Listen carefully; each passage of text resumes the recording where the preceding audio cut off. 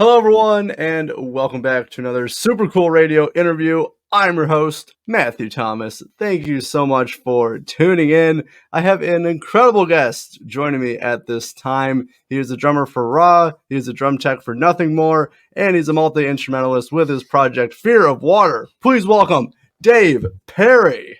Woo! Good to be here. Thank you for having me. That was quite the intro. I appreciate it. All of those things were factually correct. All right, I did all my proper research then. Yeah, we're off to a good start. Very good. I was hoping so. You come around like, yeah, actually, none of that was right. Yeah, actually, I'm a painter. Your research is very terrible. So, no, all of that was good. Yeah, that's been doing. So, I guess to be more specific, I started drumming for Raw in. So Sahaj Tikatin is the lead singer of Raw and producer extraordinaire. Before the idea of, I never had it in my head like, oh, I'm going to be the drummer for Raw, but I did want to record with and create with Sahaj. I am a big Raw fan, but I really love the work that he's done with a lot of these bands that I love, like Bad Wolves and Motley Crue and Starset and otherwise. And I spent 3 weeks with him. We began recording 5 songs in December of 2021. And on the first day of working with him, he's like, so I don't really get what Fear of Water is. Like, there's no band. So like, what do you want to do with this? And I explained to him, as I've explained to many other people and continue to do so, that Fear of Water for me is like it's an artistic vehicle. It's my mode of expression. It's my way of flexing all of the different muscles that I have musically. And there's just a certain sense of fulfillment that you get as an artist doing everything versus doing it collaboratively, which comes with its own rewarding sense of achievement. And I do have areas where I get that itch scratched as well. But anyway, so I was basically telling him, like, I want to make the best music possible that showcases all of my abilities. And I'm using Fear of Water as like what I call like an audio resume. And the idea is to network as much as possible with the people I record the music with, and then who my featured artists are. And then hopefully if I can get, shit on prominent playlists or get it on the radio or get it in rotation on Octane. My end game is not making Fear of Water, festival headliners. In fact, I have, my aspirations are much more of like, get on the right people's radar through Fear of Water to be in the right place at the right time when any of these prominent bands, like there's, I don't know how much you like keep a finger on the pulse of like what's happening in the industry, but like there's so many, I don't know about major, but like legit signed, productive, prolific, touring, established fan base bands that keep having turnover, like Dayseeker lost a drummer, Pop Evil lost a drummer, Bring Me the Horizon lost their keyboard player, Smashing Pumpkins lost their guitar player. Like there's just more and more of these examples popping up. And basically I'm using Fear of Water to showcase the ability that I am happy, ready, and willing to fill any of those spots at any time. And come at me with that. Anyways, Sahaj's response to that was, that's not how this works. But whatever, let's make some music. And then at the end of 3 weeks of making music together, he's like, well, he didn't use the word impressed, but I'm assuming he was impressed because he asked me at the end of that, is like, do you want to be the drummer of Raw? I was like, that would have never even occurred to me. I didn't think about this 3 weeks together as like a tryout for Raw. So in 2021 joined up, we've done 3 tours together since then. In 2022, I had the opportunity to become the drum tech for Nothing More and did a 3-month tour with them, Sleep Token and In This Moment, and also drum tech for them on Shiprocked in 2023. And but Fear of Water has absolutely been my main focal point since then and will be for the foreseeable future. Right on. I did want to say, so I've had the opportunity to interview Sahaj, and I saw you live. Cool. With Raw. It was back in Battle Creek, I believe, end of 2022. What's the name of that venue? Is that the venue that has writing all over the walls on the inside? Yeah, the Music Factory. Yeah, exactly. Yeah, Music Factory. Yep. Yeah, cool. That's awesome, man. I love that. That was a cool venue.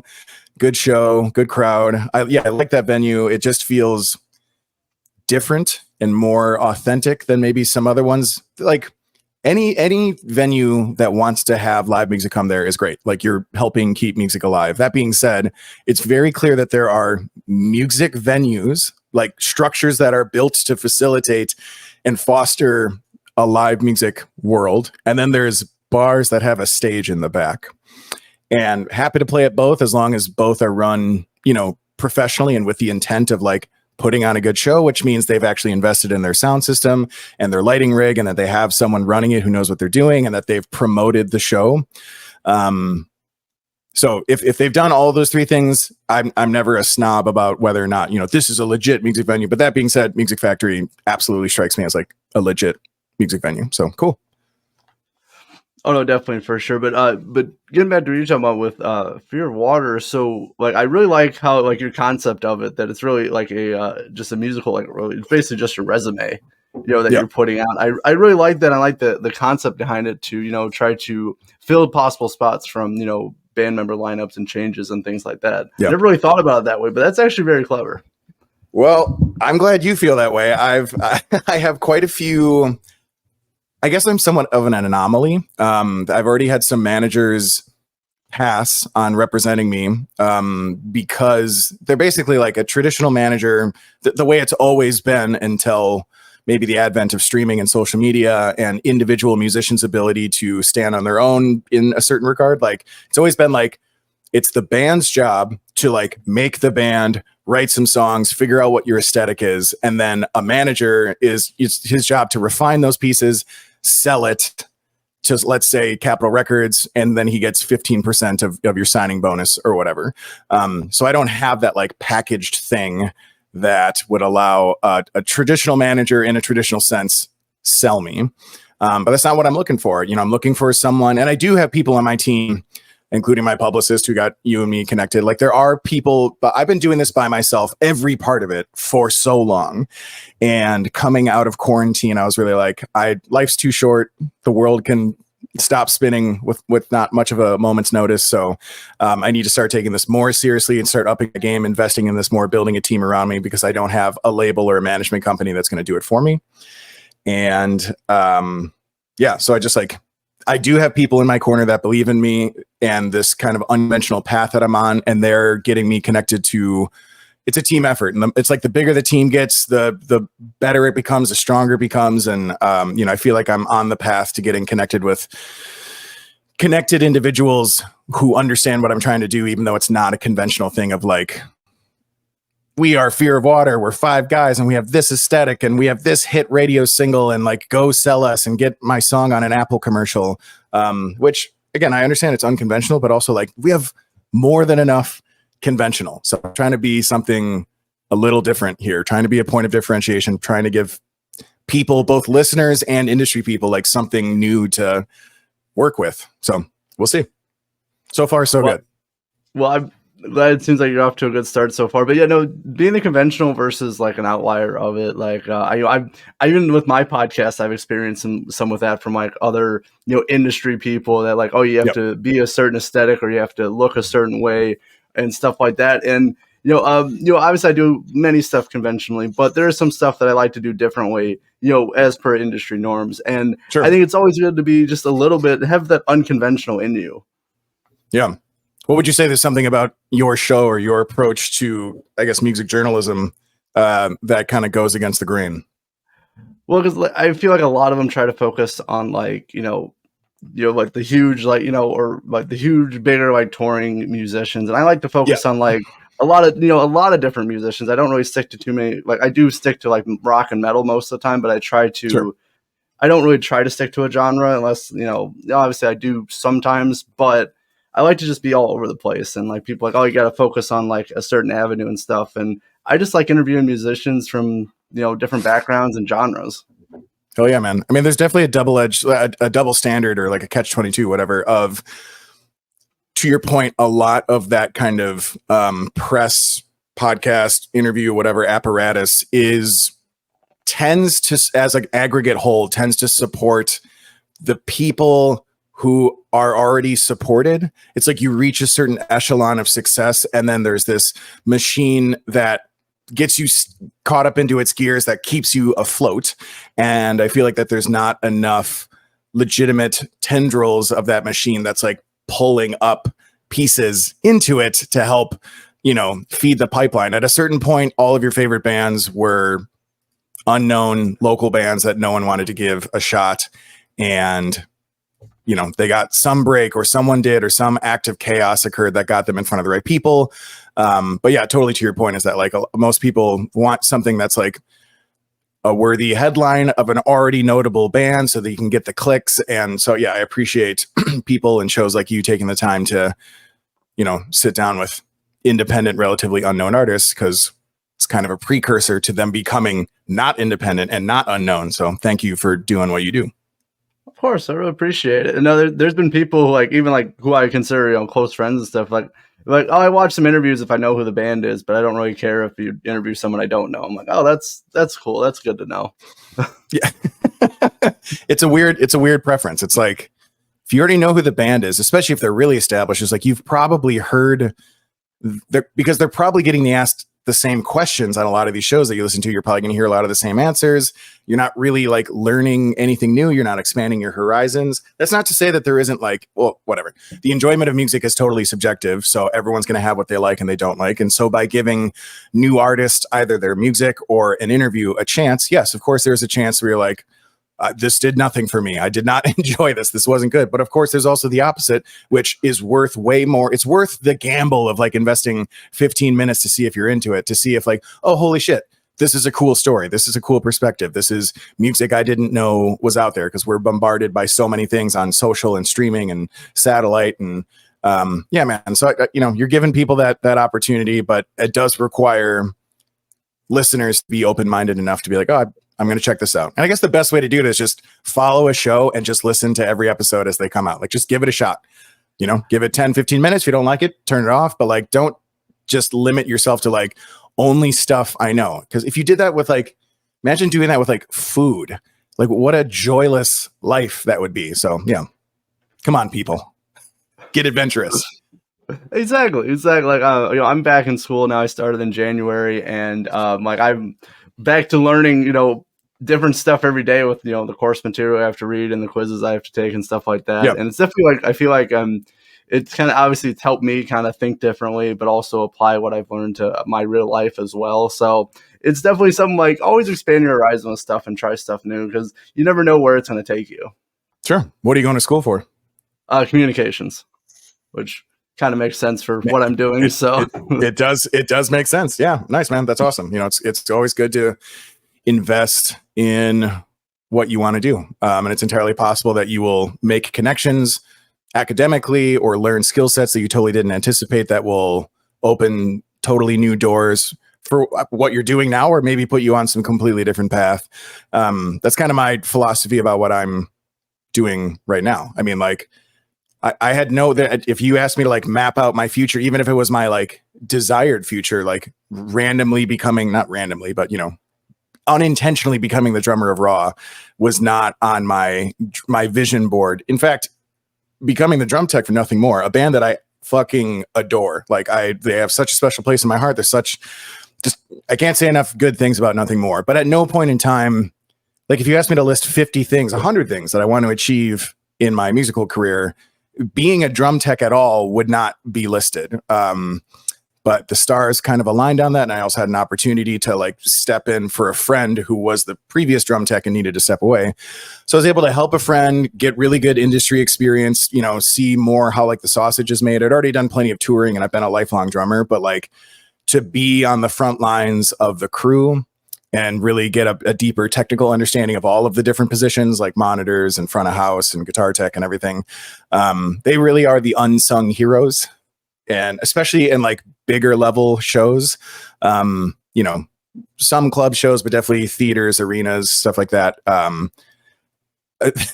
A good crew makes or break you, the audience, getting an amazing show. Like the performers on stage can give 110%, but like they can't control what's happening in their ears, what the audience is hearing in terms of like how that's balanced. And then obviously the people working like lights and video screens and everything, that's all crew. And they literally and metaphorically are behind the scenes. And I feel like they don't get championed enough. So yeah, man. But anyways, yeah, the point is that like, opened myself up to the universe, these unanticipated things came towards me as the result of me putting myself out there and investing in myself and pursuing new opportunities.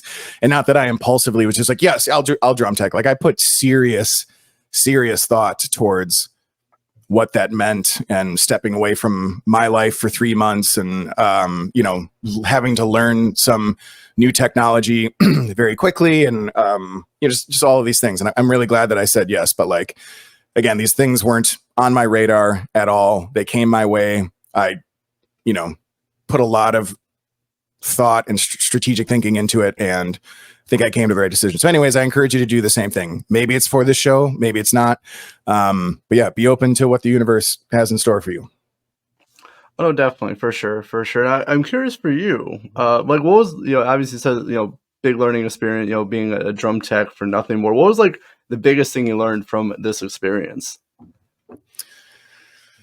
Oh God. I'm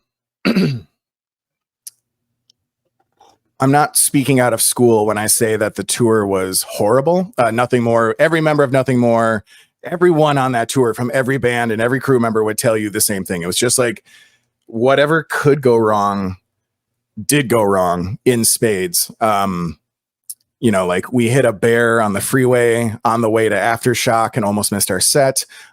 In this moment's tour bus got clipped by a semi the night before the first show. So we had to cancel the first show of the first tour. We had to fire 3 different bus drivers. Like one of them showed up blackout drunk to drive us 800 miles to the next gig. Buses were, because no one could tour during 2020 and few bands were able to in 2021. Everyone was touring in 2022. So there's this huge lack of tour buses. And so you just took what you could get, and we got, it sounds silly to complain about a tour bus, but it's all relative. This was a shitty tour bus. And myself, some of the crew guys, and we shared a bus with Sleep Token. We all had to piss into a red Solo cup on a, bus moving 60 miles per hour. We had to piss into a red Solo cup and then dump that down the sink for the better part of a month, because we didn't have a functional bathroom. A ton of our luggage was stolen at Rocklahoma. Like someone broke into the bus. Like just, dude, so many terrible things. And then when it wasn't a major thing, there was some sort of technology gremlin fucking up whatever playback, or the lights weren't working. We had one venue in Baltimore where like there was a power outage in just one block of Baltimore that happened to be where the venue was, and it delayed the show by 3 hours, and we didn't know if we were going to go. Just like, dude, just everything. Murphy's Law. Everything that could happen did happen. Anyways, to answer your question, it was a lesson hard learned, but like I needed to numb myself to that, or like put those things in perspective. It was easy to look at it in an individual level, like, oh my God, this is the worst thing that could be happening right now, or this is as bad as it could get, or this is maybe somehow my fault, or like this is something I don't have control over. And like it happening so many times and so repeatedly for the better part of 3 months really helped me embrace the chaos a little bit, almost anticipate it. Like, what's the phrase? Like plan for the worst. And don't expect the best, plan for the worst, something like that. If you're ready for the worst, you're going to enjoy, and even like neutral. Like if it's just an uneventful show, fuck yeah. If it's an amazing show, great, but be ready for things to go wrong. So I think it increased my overall collective logistic and emotional preparedness for things to go wrong. And by the end of the tour, even though we were all so burnt out, I felt like, man, I felt like I was on tour for 10 years after 3 months. There was just like, we just got all put through the ringer so much, but I really did expand and evolve my toolkit as it relates to touring knowledge and the logistics of what goes into putting on a great professional show. So it was like kind of school of hard knocks. Like we're going to learn some tough lessons. And, fortunately the shows themselves, like the performances were great. You wouldn't know that behind the scenes, everything was a constant dumpster fire, but yeah, man, it gave me perspective and helped me appreciate. At the end of the day, even when shit is totally hitting the fan, I'm still out on the road with one of my favorite bands of all time, making art happen. So perspective. Oh, perspective and like attitude and all that is like always, something good to have. Just have a good perspective and attitude about it. But also that I didn't know about like 99% of the stuff that happened. Like I heard about your guys' stuff getting stolen. I did hear about that, but like I didn't, hitting a bear, having your bus get hit by some, like in this moment's bus get hit. Didn't know about any of that, but like from what I've seen on social media, people are having a great time in the shows, and I think that is obviously one of the big priorities. Yeah, absolutely. And there was.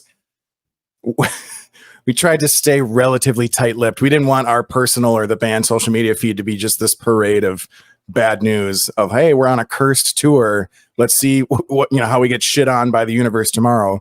But yeah, we could write a book about how fucked that entire tour was. But again, even that, like, you can't, and this is at a point where nothing more had been like, signed since the early 2000s. And even before that, they're truly grinding it out in like an SUV and playing shitty, even during that time period, they said that this tour was worse than like their most unsupported, most amateur, early day grinding it out bar show type tour. It's just chaos, man. But having that, the yin and the yang, like the sour helps you appreciate the sweet, like that. It was perspective for me as an individual, but like certainly for all those bands, especially if you've been doing this for a long time and playing the same venues, seeing the same fans, and it's like getting redundant. When you get thrown a daily curveball for 3 months, it gives you like, oh yeah, like things are pretty good. Like I'm realizing now that our day-to-day normally is not this. So it lets me appreciate maybe the previous 6 years of touring, which seemed uneventful, which might lead you to believe it's boring, but like you don't want this kind of excitement. You don't want shit totally falling apart. And then it helps you look forward to your next tour because you're like, there's no way it could be this bad. And also you learn things from it that you can implement so there is a lot of silver linings that come from having a series of shitty experiences like that, as long as you're of the mindset of like, we're going to learn from this, we're going to be tougher because of this, and we're going to pick ourselves up and move forward, which they very much so have done. Oh no, definitely, for sure. And like, I even though like I don't do stuff on scale like nothing more, but I do travel to shows, I do in-person interviews and things like that, and I always plan for like the worst possible like outcomes, like sure. Just in case stuff goes wrong, like at least I'm prepared for it. And that's why I went to. Have you ever recorded an interview and then deleted it before you were able to publish it? Actually, not in-person ones, luckily. There's been a few digital ones, but not not on my side, we'll say. We'll just go with that. Okay. Gotcha. It was from other factors. Yeah. It can happen. But I went to Detroit earlier this month, and actually everything went smoothly. Like I was so happy with everything. Again, I always expect stuff to go wrong. And me and my producer, we had a fantastic time. And actually stuff went so well that I was like, wow, this feels nice. Because like the last couple shows, it was, either, bad travel or things, didn't work out as planned. And then this one, and I was expecting the same for this show, and we had no issues. So it's nice. I do kind of, I understand just not on the same kind of level as what you experienced, but I can understand. It's all relative too. Like suffering is subjective to your own life experiences. So like, that's absolutely worth just as much to you, your experiences, as mine were, despite the scale of it. And I think it's also important to keep perspective of that. I keep that perspective for my successes as well. Like having Codependent Parasites with Elias Soriano of Nonpoint chart for 14 weeks. And this is like, I have a member of my team that handles radio campaigns. And what that really means is just like put together a digital press kit with the song and some information and some imagery and send it out. And that's pretty much all you can do at that point. You don't send like, and here's $500 to play the song. It's just like, you're getting it in front of, you have to have those established channels. I don't think they just take like unsolicited people just bombarding them with music, but, working with a seasoned, established industry professional, you get these songs in front of the program directors of hundreds of FM stations, and then, you know, the guys over at Octane, and then it's up to them. You know, they listen to it, they decide if it's relevant to their listener base, not just the song, but also like the aesthetic. They look at your social, they look at your streaming numbers, and then they decide. And I feel incredibly fortunate that a guy that they have never heard of before and a song that they've never heard of before, not only did they give it a chance, but it increased over. I mean, like by the 13th week when it hit number 10 on the SMR Top 50, you know, it's getting 700 plays a week on FM stations across the country, which, like, it just blows my mind because I've never had that kind of support at all. And that, I mean, that really just started with like my music getting in front of a decision maker and then them deciding to support it, and then their listeners continuing to request it. And you look at this chart and it's like, I'm right up there with Metallica and Green Day and Blink 182 and Mammoth and Disturbed and Daughtry and Bad Wolves. And it's like, didn't get number one. I wasn't on the Billboard Top 50. Like, there's all of these things that I could look at and be like, oh, I didn't achieve success this time by these metrics, but it's all relative, right? So like, I came from a place of having no chart success in doing this for so many years. And so it's really important for me to stay focused on, like, I'm making progress on my journey, and my metrics are based on what I've achieved in the past, not what Daughtry has done. It's very easy to fall into that trap, especially as you level up. Like when you go from the minor leagues to the major leagues, so to speak, like, there's that phrase, it's something like the death of happiness is comparison, but I think it's very much so a part of the human experience. It's very hard to avoid. And I constantly work on reminding myself, I'm just going to compare myself to myself. And I especially need that because I don't have bandmates. This isn't like a shared experience of trials and tribulations, wins and losses. Like, it all falls on my shoulders. So I also need to be like my own personal pep talk to be like, hey, this is imagine getting in a time machine and having a conversation a year ago with Dave and what he was doing there and what he had or had not achieved. Like, and you told him all of what happens the next year, he'd be fucking high-fiving you and super amped. So like, keep that perspective, have that fuel the effort, time, bandwidth, money, everything else that's going to go into the next leg of this journey, and then live in the moment, have perspective, be happy about the positivities of what you're able to, you know, but that's a rinse and repeat process, and hopefully it evolves and grows from there. But I really push myself to never be fixated on like, okay, but why don't I have a record deal yet? And why am I not doing what signed bands are doing that have a full management company and have, you know, late night show appearances and have their songs in commercials and get, you know, I'm super thrilled about the 5 collaborations that I've done so far. But there's always going to be some next like higher echelon of like, why haven't I got Dave Grohl or Trent Reznor yet? Like, I need to always keep perspective, you know, and be happy with what I've achieved so far, and then just focus on taking the next step. Oh no, definitely. And I think that's it's a good mindset to have, because like, it's so easy, and I've done it too, where you fall into comparison of other people, like what they're doing. Like, it's always cool. Like, I always try to take like different kind of ideas and kind of adapt them to my own show when I watch like podcasts, which I'm always cool with. But it's always different, like seeing a super established, you know, like podcaster versus me. And I was like, oh, of course I'm, you know, the numbers and the views, the comments, the social media, they're all going to be, you know, different because, you know, I'm not them. But I think it's always good to kind of remind yourself, like, it's really, you're just in the race, you know, against yourself to, you know, better yourself, you know, and to, you know, just to keep evolving and progressing, you know, for sure, as yourself. 100%. Yeah, absolutely. But I did want to talk about the latest kind of singles you've been releasing for Fear of Water, because we're almost 30 minutes in this interview. We barely like talked about the new music you put out, so I think we should. Yeah, man, let's do it. So I did want to talk about One Day, because I really enjoyed it, and also it features a Heidi Shepherd from Butcher Babies. Yeah, and I do want to talk about that. So I'm curious for you, when you have your guests, because you've had a lot of great collaborations and guests on the latest singles you've released. Yeah. So I'm curious for you, like, how do you like determine like, hey, I can see this person on this single, or is it just kind of come about like naturally? Like, how do you like go about like the guests? Yeah.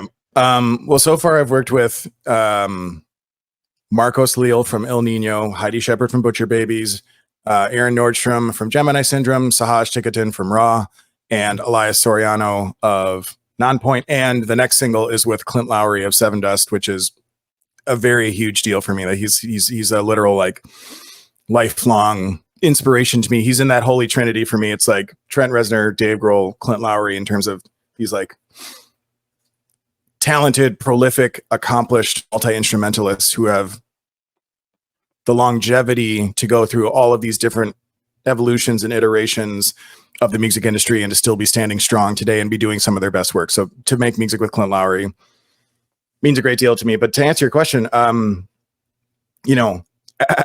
the short answer is at first it's just like taking swings. You're basically like making cold calls. I knew from the very beginning that since I didn't have some sort of robust network of, I don't have like a label or a manager connected to a label reaching out on my behalf and to another artist to be like, hey, do you want to work with Fear of Water? Because when it comes on behalf of a request from Capitol Records or something like that, there's this built-in cachet and legitimacy that I don't have, being a guy that's it's just this like verified guy on Instagram that does music by himself. Like I very much so am very like devil's advocate for myself when I go through all these things. Like all of these artists have every reason to say, no, they don't know me. I'm not necessarily in a position currently to be able to do anything for their careers. So like before I've reached out to any of these people, I've made sure in my own subjective opinion that the song that I'm coming to them with has got to be me putting my best foot forward and something that they would actually want to be associated with and attach their name to, and something that will, exist in perpetuity to their entire career. And then, the rest is just icing on the cake. So there's been a few scenarios of me just totally cold calling someone on like Instagram and basically pitching myself. There's been a few other scenarios where friends or producers have, got an email thread going. But again, it's still, and I'm super appreciative of those, hey, I'm going to get you guys on a call together. But then that only goes so far. They could do that and I could give, Clint Lowry an absolute turd of a song and have him be like, hey man, no offense. I don't want to do this, for whatever litany of reasons. So I'm incredibly grateful. Like as I'm moving forward, I will always have like a very special place in my heart for this first batch of people who have collaborated with me, because when I was pitching myself, I didn't have a lot of the things that I can just say now when pitching future artists, which I'm currently doing, in terms of like, this song hit number 10 and it charted for 14 weeks and it debuted on Octane in December. And it's, Codependent Parasites has a combined 1 million streams across all platforms. And, the video has 250,000 views. And like, I've done these 5 collaborations with these legit art, they're helping me. They have paved the way for me to go to the next batch of collaborators with a much more well-rounded pitch in terms of I'm legitimate and I'm doing this on a bigger and bigger scale. So to answer your question, it was really just like, I had very specific people in mind for each of these songs.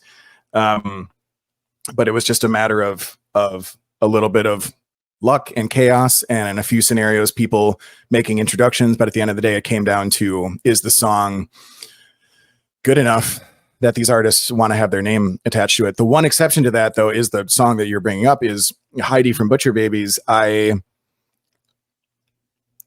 tend to think that like when someone has made a name for themselves and built a career out of doing a particular thing, and in Heidi's case, in my mind, and this is I was painting with broad strokes and kind of judging a book by its cover, but I'm like, Heidi is amazing as being the front woman for this amazing metal band. And there's like a softness and intimacy and vulnerability of One Day that I just couldn't really envision Heidi doing. And Sahaj fortunately convinced me to consider that and give it a shot. And she was from square one, just like such an amazing creative partner, great communicator, great collaborator, super enthusiastic, has been a really huge support in like supporting the song and promoting it. And we did like some vocal performance videos together that are going to be coming out next week. And also she just brought this, again, this like, she totally matched the intimacy that was needed and the vulnerability for this song that like, I don't know anyone else could have done. And so that even that experience in and of itself has encouraged me to like broaden my horizons when I'm thinking about possible future collaborators. It's like, okay, well, this dude's, this is a metal singer, but maybe they want to do something acoustic or poppy or, or vice versa. Maybe there's someone that's known for like being a really great, clean singer that's just been dying to bust out of that shell and be like, yeah, man, in my project and what I do and what I have success for, I'm put into this box that requires me to sing really pretty. And I've been wanting to say, fuck it for a while. And you're giving me the opportunity. So every song, every collaboration, there's like new possibilities there. And I'm trying to, especially with some of these other songs that are going to be coming out. Like, so One Day is very like, it's a ballad, essentially. It has elements of powerful, hard-hitting rock music, but like no screaming.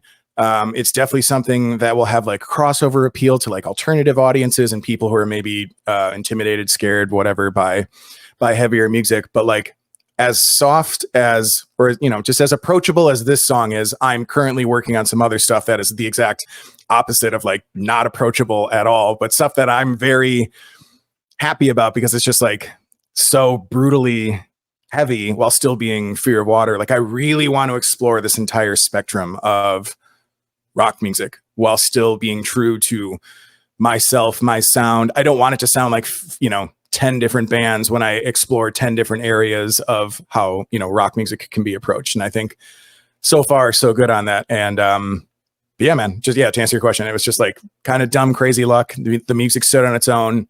Very appreciative of those who've given me a chance so far and to those who will in the future. Oh, no, definitely for sure. I out of all the new like batch of singles you released so far, I really like Systematic and One Day. And like when I saw like before I listened to it One Day, I was like, okay, Heidi Shepherd. I was expecting kind of what you were saying, like, okay, maybe it's gonna be more of a metal song, she's gonna be screaming in it, and then it was the exact opposite. And I loved it. It was beautifully written, and I really liked that it was a complete like 180 from what I was expecting. Thank you. Yeah, I appreciate that. And you said it, man. Like she totally kills it. She defies all of your expectations that you might have for her as a performer or what you think of when you think of Butcher Babies. I heard, her performance is gorgeous and she really understood what the song is rooted in. And again, I can't say enough about how any of these collaborations could be very transactional. Just like, okay, I like the song. Give me the file, tell me the words, give me the exact notes. Here's the end product, the end. I'm never talking to you again. Even if that happened, I'm still appreciative. It's like, okay, you're still a part of the process and this is going to help me. It helps the song be as best as it can be. It helps me get in front of, your band's fans. But that has not been the case with all 6 of my collaborations so far. Like everyone has just been so amazing and generous and involved and gone above and beyond. And I have so much deep appreciation for these people. There's a lot of really generous, talented, empathetic artists in this industry. So I've been very fortunate. Oh, definitely for sure. I really like the crop of singles you released, and I just like all the different guest features you have on them. Because like it shows off just different kind of genre styles and just different aspects, and it always keeps me wondering like where you're gonna go next, because it's always it's never just the same. No, all the singles are very different in their style. Yeah, that is the goal. I mean, I would say it's hard to say this and like not sound pretentious because there is so much music out there, especially in the genre that I want to be in, which is essentially like modern rock, active rock. Like I have a strong desire to be supported by Octane. It's basically the biggest rock station in the world and I love it. And, guys like Jose Mangan are like truly, and as he calls himself, like an ambassador. They are stewards of the music industry. Octane does an amazing job of using their platform to give new and unsigned artists a platform. And I have so much appreciation for that. And them including me in Test Drive is amazing. I truly hope I'm involved in future test drives. So because I want to be embraced by Octane, there are certain elements that an artist should lean into with the hopes of being congruent enough with the genre that you'll be considered. And that puts you at a crossroads where you can either like lean into that super hard, like, oh, Bring Me the Horizon has had like the number, it's topped Biggins for the last 3 years in a row. Let's make music that sounds as much like Bring Me the Horizon as possible.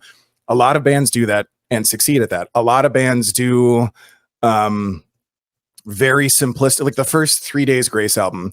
I really, really enjoyed it. It's a lot of just like 3-chord, like really simplistic, straightforward songwriting. They're great songs, and it's great for 3 Days Grace. If I did that for me and what I want to achieve, like being musically interesting, in my subjective opinion, is the highest bar that I hold myself to. Like if I record something and listen back to it and it just is like meh, like in my mind, a good song can be musically uninspirational, because maybe the vocal performance is so good that, just 3 chords and a straightforward drum beat in the background is all you need because this vocalist is so sick, or the lyrics are so memorable, or whatever. But like that's not what I'm doing. So like like a target that I'm trying to live in currently is like, if Periphery and Tesseract made a baby together that wrote 3.5 minute long songs, like that's what I want to do. I want to have like progressive elements. I want not musically educated. Like if you haven't gone to school for music, if you can't read music, if you don't play an instrument, if you just love music, it'd be great if you enjoy what I do. In addition to that, I want every musician, anyone who plays bass, drums, guitar, sings, programs, whatever, I want all of them to listen to each song and be like, oh, like get that stank face on. Like that was a fucking sick lick, or that was a cool variation of the third chorus, or like, oh, I didn't think about, that kind of vocal harmonic shift and evolution. Like I want there to be something musically substantive that musicians can sink their teeth into. It's a very crowded space that I'm entering. And like I said before, I want to have these several points of differentiation in terms of me being unconventional, in terms of me being this one-man band. Certainly the music that I'm putting out, I'm holding myself to the standard of it needs to be, again, just by my subjective judgment, like really musically interesting. Even so much so that if you listen to an instrumental version of the song, it would still be very, very enjoyable, and that it like takes you on a journey. It's not just like intro, verse, chorus, exact same verse, exact same chorus, very predictable bridge,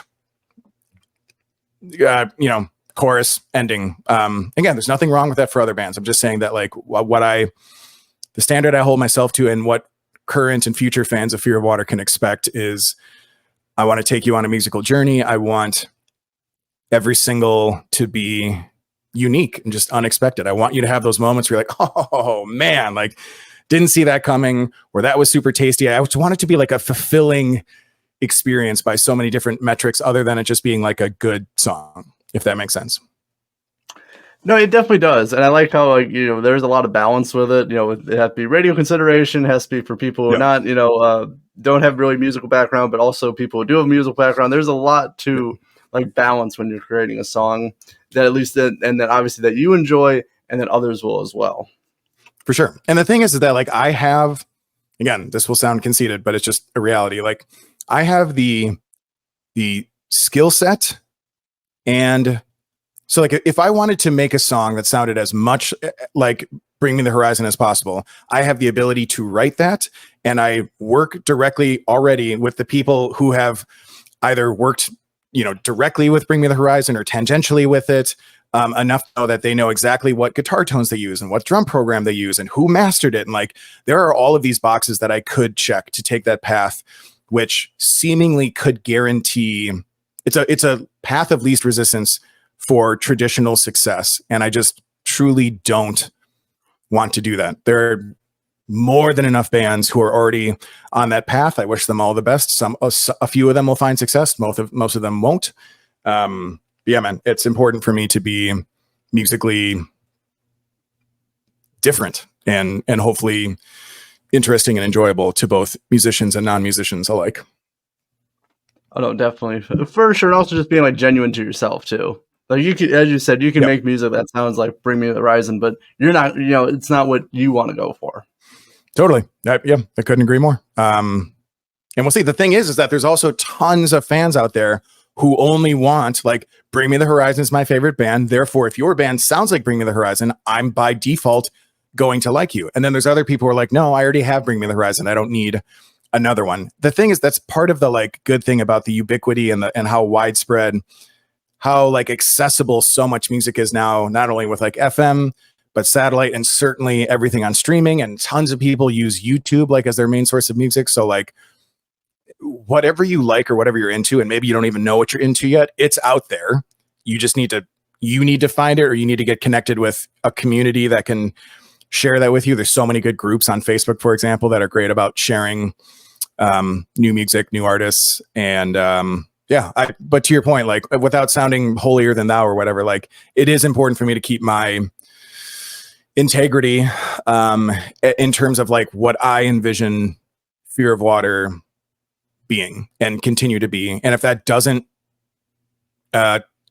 convert into like objective commercial success, I'm okay with that, understanding that I set out to do a certain thing creatively and artistically and achieved that. Like that's my goal. If people love it in the meantime, if someone emotionally connects with a song like one day in the meantime, if a label and a manager wants to get on board and believes in what I'm doing, all of that is amazing. But that's all secondary, like icing on the cake. I am here to be making music. I've literally dedicated my entire life to refining my skill set on as many instruments as possible and understanding how those things can work together, and getting to a point where I've been able to record and release enough music that I'm incredibly proud of, and been able to attract these phenomenal collaborators to the point that we're sitting here right now talking about it. I have checked, that is the box that I will continue to check first and foremost, and everything past that, if it yields a commercial success, amazing, but I will not change my focal point purely based on what sells, essentially. Well, I like that. I like that. I do think I look at other podcasts too, and you can kind of tell like they're going for like, like what sells. And like, I'm just doing this kind of more for fun, like I'm just looking at it as it's a cool opportunity to meet some really awesome people, have some great conversations. Like that's what I like getting out of it. And I kind of see like similar, not to compare everything to me. I feel like I keep doing that. You say something and I compare it to me. So that's the human experience, man. That's how you find connection. That's where empathy comes from. So I encourage you to always do that. I think human connection is always rooted in that, and it's totally fine. And I agree with you. Like, if I knew for a fact, because I was like going to prison, or I'm going to have like crash land on a deserted island somewhere and no one's ever going to find me, but I still manage to have a guitar with me, I'll make music until I die. Like the creation of art and having that vehicle for like that type of emotional catharsis and the fulfillment I get out of creation is more than enough of a motivator for me to continue to dedicate an incredible amount of time of my life to continue to create, even if no one ever hears anything I do ever again. I do it for the love of the game, as they say, and I believe that you're doing something similar in your own regard. So that's good. Oh yeah, definitely, for sure. Now I do got a few things I did want to ask you because I'm genuinely curious before we head out. So I'm curious. Obviously, we were talking earlier about drumming for Ra. So I'm curious for you. Like, what is your favorite song to drum for Ra for? It's a good question. I'm actually going to pull up there. I have this Spotify playlist that is our live set, because there's definitely songs. If I wrote the set that we would play live just based on the raw songs that I love, it would be almost entirely different than what we do play. But that being said, there's this there's a song called Super Mega Dubstep that it's just fun, man. Like it has a lot of cool elements to it. There's a lot of what Raw does has a lot of like nuance and dynamics, and which I really appreciate. And it's Sahaj is such an incredible vocalist that like his voice lends really well to that. But occasionally there's a song that's just a banger from start to finish, and there's this like absolute like halftime metal section with like some pretty cool like the song's literally called Super Mega Dubstep. There's like some cool dubsteppy elements in that section, and just from like to your point, like live, it's a very cool moment where I feel like everyone is really synced up together. Another example is we do a cover of Every Little Thing She Does Is Magic by The Police, which is not a heavy song. It's a great song to like, you know, when you pick the right cover and the whole audience is into it, that's great. But also we work in, there's this like drum solo section at the end of that song. And it's just fun, man. Like you get to do something different every night. But then, you know, there's stuff that like, Do You Call My Name, which is Raw's biggest song, that like pretty much needs to be played as written, and we don't deviate from that. And that's also super fulfilling. You know, it's just like, because people connect with it and you hear, you know, 1,000 people singing that back to you. It's a pretty amazing moment. All the songs are fun to play for sure. There's not a single song where I'm like, oh God, this fucking song. Well, that's good. At least you don't have songs like I've talked to some people and like they're like a guitarist or drummer, you know, whatever the musician. Like, yeah, these songs are cool, but like once we get to this song, I absolutely hate it. I'm like, oh, that's cool. That's good to know.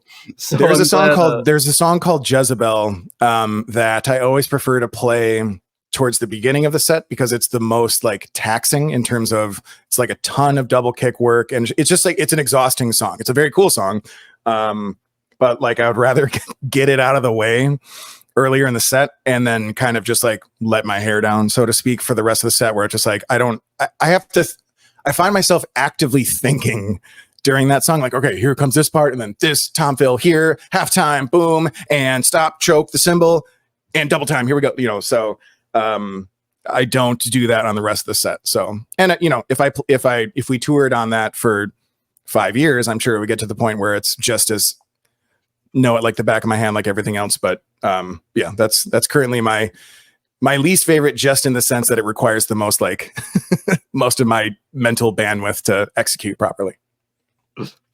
Oh no, I can definitely see that, but like it's cool you do it earlier in the set, you know, just, you know, make sure you got the energy, you're already, you're warmed up and all that, and then I can see like trying to, you know, get closer to the end of the set, that would probably be more taxing on you. So yeah, absolutely. Yeah. But and then I did want to talk about before we wrap this up. So we're both wearing band shirts right now. So I'm curious for you, what music have you been listening to like lately? Like, do you like check out new artists? Do you like go to some of your favorites you grew up? Like, what do you listen to? I try to do a blend. I rely on my friends the most for sharing new music with me. A lot of it comes from, as much as Spotify sucks in a lot of ways in terms of how they treat artists, specifically from like a compensation standpoint, the radio feature is really great for exposing people. Like, oh, you like Breaking Benjamin, listen to Breaking Benjamin radio, and we're going to cycle through songs that by whatever algorithmic choices are made, we know that fans of Breaking Benjamin either already like this band or will like this band because of, again, whatever the algorithm deems logical. A lot of new music for people come through that. And so anyways, I try to, anytime anyone sends me new music, I'm like, I'm going to listen to it. I want to always be finding new music, but also like 90s grunge. And then like that, the bands that like Seven Dust that started doing their thing late 90s going into early 2000s, and like that melodic metal stuff or hard rock is very, it just scratches an itch for me that I love. I love a ton of like progressive instrumental crazy shit. Like Steve Vai is absolutely one of my favorite creators of all time. And then, you know, I also like basically there's just these like guitar virtuosos who are so good at what they do, and they even like kind of explore in their own genres. Like Joe Bonamassa is a phenomenal blues guitarist, but like he can dabble in like folky stuff and kind of bluesy rock type stuff and jazzy type stuff. Bela Fleck is another guy who's incredible at doing that. Billy Strings in the more like country bluegrass realm. Joe Satriani, but I also love like Symphony X and Dream Theater and like a lot of that, like, you know, give me a 15-minute long song that goes through 500 different time signature changes. Like I'm here for it, as long as it's, you know, you guys are putting your best foot forward and performing at the top of your game.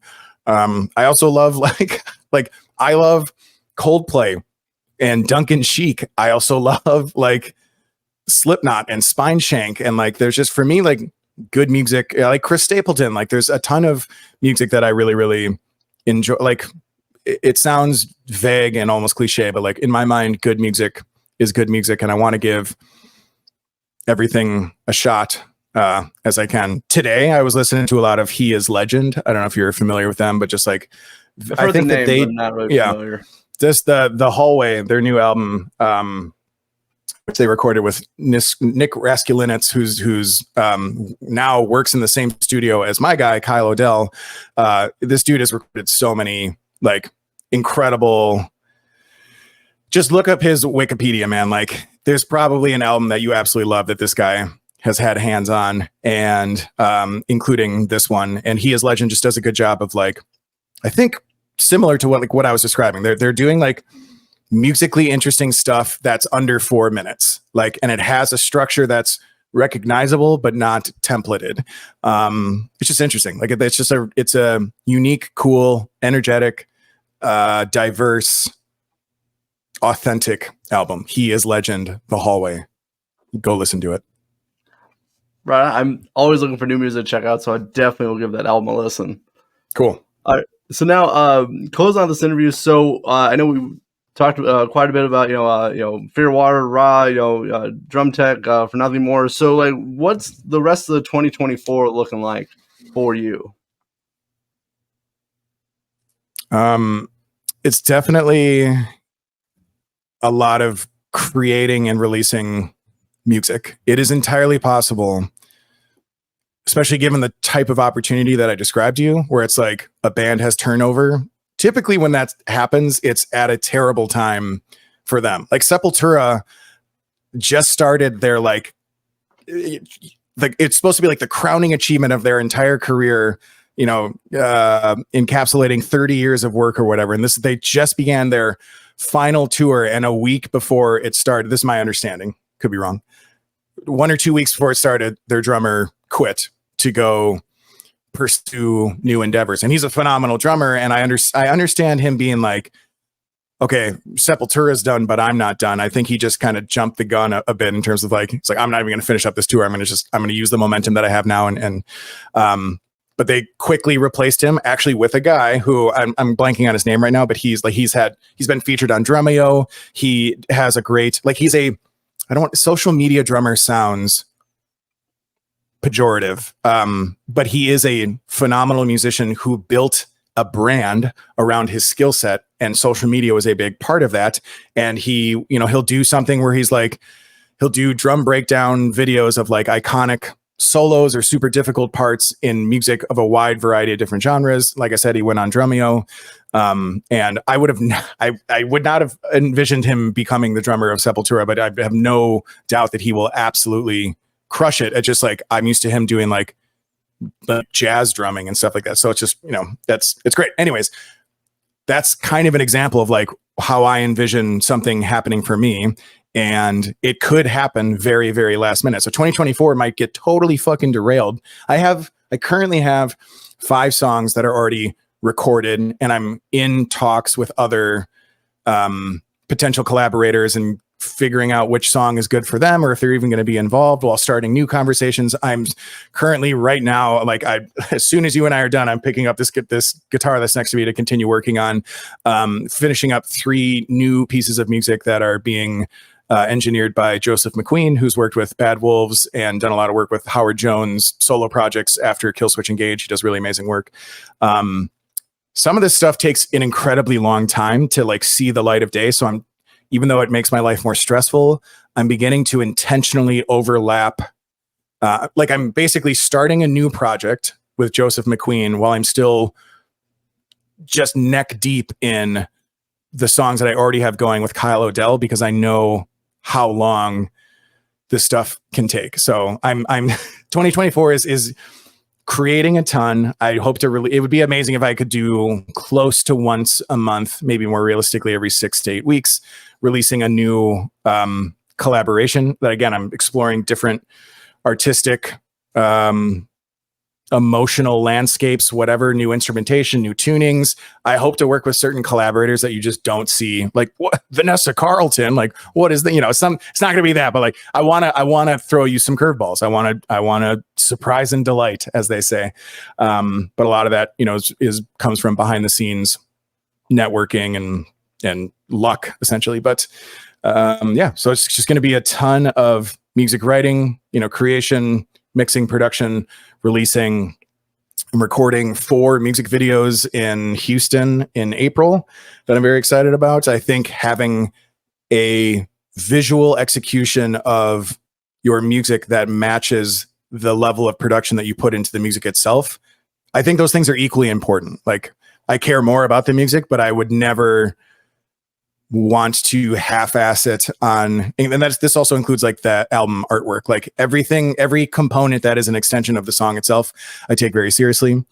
But like I said, this could totally get derailed because I'm trying to manifest this. I'm saying this out loud to the universe as much as possible, that like, hey, Sepultura, call me. Whatever, the next band, that this happens all the time. Almost every week I see some sort of example of turnover in a variety of positions. And I'm like, dude, guitar, bass, drums, backup vocals, percussion, keyboard. Like, even I don't want to be a lead singer for an already established band. I think that's such a hard thing.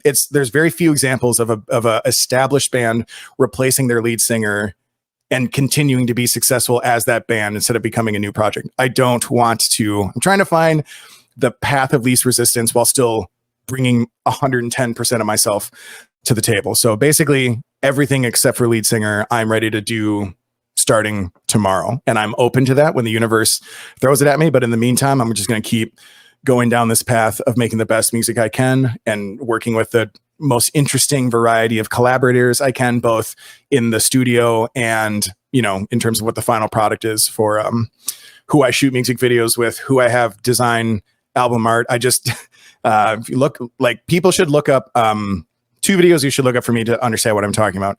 And they're 2 very different songs. Codependent Parasites with Elias Soriano. The music video is me and 3 clones of me in the same room playing with each other. And I think the thing that comes to people's mind when they hear that is like, well, the camera cuts between, okay, it's a shot of Dave playing guitar and now he's playing bass. No, it's Dave next to Dave, guitar and bass, and then standing in front of him is Dave singing, and then behind him is Dave on the drums. And this director, Nick Stitch at Pattern Behavior, did a phenomenal job of creating a band of Daves, literally playing with each other, doing a full live performance of this song. And I think just visually executed incredibly well. And then to the complete flip side, I'm incredibly proud of the video that just came out for One Day, which is actually a totally custom, professionally choreographed modern ballet piece.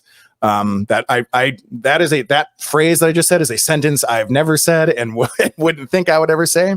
But holy shit, man, these guys, Memphis is the name of the dance troupe, did such a phenomenal job of understanding the song and the emotion and the journey that it's about and depicting that in an absolutely gorgeous way. So you definitely look up Fear of Water, One Day, and Fear of Water, Codependent Parasites. And I intend to keep doing what I believe to be interesting, visually stimulating music videos to go along with interesting audio stimulating songs. And then if life throws me a musical curveball that puts me out on the road for 6 months or whatever, bring it on. Well, I will leave links for both those music videos, along with links for Fear of Water in the description of this podcast. Please check them out. Dave, I had a fantastic time chatting with you. Covered a lot of different aspects of the music industry, and I really appreciate your time, and it was great to chat with you. Hopefully I get to see you live, hopefully at some point. Hell yeah, man. Depending on how everything goes, everything, I wish you the best. Hopefully I see you on the stage with a band, and it'll be cool. It's gonna happen. I promise. I don't know what band, but a band. It's gonna happen. That's why I just said a band. I was like, I'm not gonna say anything. Just a band. Some music. Yeah, for sure. Yeah, man. But for Dave Perry of Fear of Water, I'm your host always, Matthew Thomas. Thank you so much for watching and listening to Super Cool Radio. And remember, stay frosty.